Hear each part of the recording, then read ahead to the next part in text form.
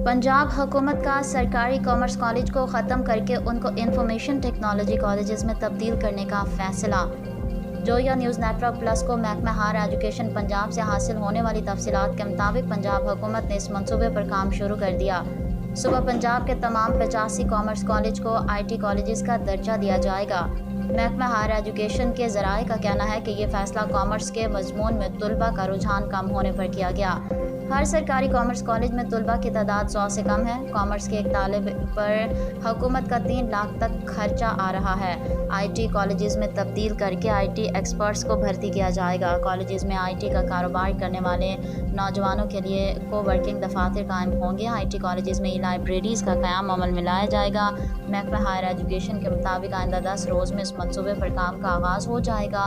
वज़ीर तालीम पंजाब राना सिकंदर का कहना है कि ये फ़ैसला दुनिया भर के ममालिक के साथ IT इंडस्ट्री में मुकाबले के लिए किया है। मंसूबे की फौरी तकमील के लिए कॉमर्स कॉलेजेस को IT कॉलेजेस में तब्दील करने का फ़ैसला किया है।